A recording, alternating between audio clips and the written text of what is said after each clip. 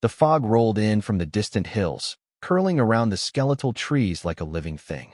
Marcus had been traveling for hours along the narrow, crumbling road, guided only by the pale silver of the moon and the brittle light of a lantern he carried. He had heard whispers of Ashen Hollow, a village that had disappeared from all maps, a place that was rumored to harbor secrets far older than the surrounding lands. Most dismissed the tales as drunken tavern stories, but Marcus, an archivist and seeker of forbidden lore, had an insatiable hunger for the truth. The village appeared almost as a mirage, the outline of stone cottages half swallowed by ivy and decay. Smoke curled lazily from some chimneys, though no smoke should have risen in a place so abandoned. The narrow streets were cobbled, slick with damp, and the air was thick with the scent of wet earth and old magic. As he stepped closer, the lantern flickered, and a strange chill wrapped itself around his spine. Marcus paused at the threshold of the village. He felt the eyes of something unseen upon him. Shadows stretched unnaturally long, and for a moment, he could have sworn he saw figures moving behind the windows, figures that were more shadow than flesh. He shook off the unease. "It's just my imagination," he muttered. But deep down, he knew better. He wandered through the main street, passing buildings that seemed frozen in time. One shop had jars of herbs, dried and powdered, sitting on shelves thick with dust. A small bell above the door jingled, though no one had entered. A faint whisper drifted through the air, indecipherable yet demanding his attention. Marcus followed it, drawn toward a narrow alley that twisted between two towering cottages. At the end of the alley, he discovered a square. In the center stood a well, old and blackened, with intricate carvings that seemed to writhe in the lantern light. The carvings were not merely decorative. They were symbols of power, sigils of old. Almost alive, Marcus crouched to examine them, brushing his fingers over the cold stone. The moment he touched the surface, a shiver of raw energy shot through him. The whispers grew louder, and suddenly, he saw her, a figure in the corner of his vision. She was a woman, or at least she had the form of one. Her hair flowed like ink, and her eyes glimmered with a pale luminescence. She was crying, though no sound escaped her lips. Marcus froze. He had read about spirits, about the restless dead, but this was different. This was ancient, potent. The air around her shimmered with magic, tangible and oppressive. "You shouldn't be here," the figure whispered, her voice like the rustle of dry leaves. "I'm seeking the truth," Marcus replied, his voice steadier than he felt. "I need to know what happened here."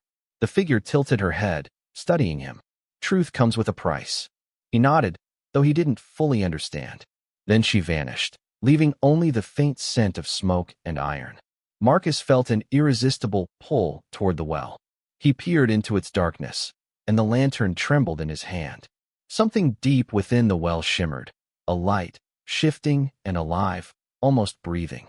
Without thinking, Marcus climbed onto the stone rim and leaned closer. The well's interior was a mirror of the village above, but twisted. The cottages were intact, pristine even, yet shadows moved unnaturally across them. Figures wandered the streets, pale and hollow-eyed. Marcus realized with a shock that he was seeing the village as it once was, before some terrible curse had fallen upon it. A voice echoed in his mind, pulling him deeper into the vision. "We are bound by the blood of our sin. Release us, and the curse will end." The words were not spoken aloud, yet they carried weight. Marcus understood that the village had not merely been abandoned. It had been trapped, caught in a spell of ancient origin. The villagers' souls were imprisoned between the world of the living and the dead, their lives ended but their essence lingering, twisted by powerful sorcery. He spent hours wandering through the spectral village, uncovering fragments of the past. The elders had attempted to harness a force beyond their control, an attempt to bend fate itself. The ritual had gone horribly wrong. The village's magic had turned inward, consuming the people and binding their spirits to the land. Marcus realized that if he could decipher the symbols on the well, he might be able to undo it. He returned to the carvings, examining each sigil with meticulous care. His knowledge of runes, alchemy, and forbidden texts allowed him to interpret the ritual's blueprint.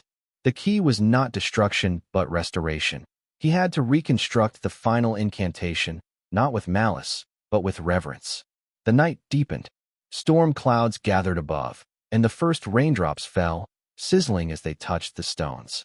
Marcus traced the symbols with chalk, murmuring the words he had pieced together.